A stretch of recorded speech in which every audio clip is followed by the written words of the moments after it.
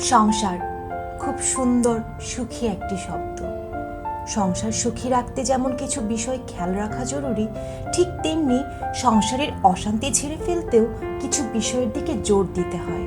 আমরা চাইলেই পারি সংসারকে সুন্দর করে তুলতে, আর আমাদের ছোট ছোট কাজ অথবা ত্যাগ সুন্দর একটি স্বর্গীয় সুখের সংসার উপহার দিতে পারে। সব মানুষের ভেতরেই কোনো না কোনো অসম্পূর্ণতা থাকে, তাই সঙ্গীর কিছু বিষয় আপনার ভালো নাই লাগতে পারে, সব বদলাতে যাবেন না যেন। এতে ভিতরে ভিতরে সমস্যা তৈরি হয়। তিনিও খারাপ থাকেন, তাই যেসব ভুল ত্রুটি একেবারে অমার্জনীয় বা ক্ষতিকর নয় সেসব ছাড় দিন। সম্পর্কে যতই বৈরী সময় পার করুন না কেন, কথা যেন বন্ধ না হয়। কথা বন্ধ করে দিলে তার প্রভাব ঝগড়ার চেয়েও মারাত্মক রূপ ধারণ করে। ঝগড়া মেটাতে শান্ত হন, ইগোকে না বলুন। কে আগে কথা বলবেন, কে পরে, এসব না ভেবে নিজেই আগে যান।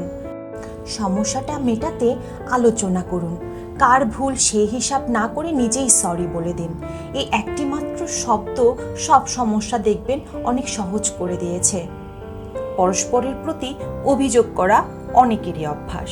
সম্পর্কে মতের অমিল, মনের অমিল হতেই পারে, কিন্তু সেই অমিলকে কিভাবে সামলাচ্ছেন আপনি, সেটাই সম্পর্ক কেমন থাকবে তার চাবিকাঠি।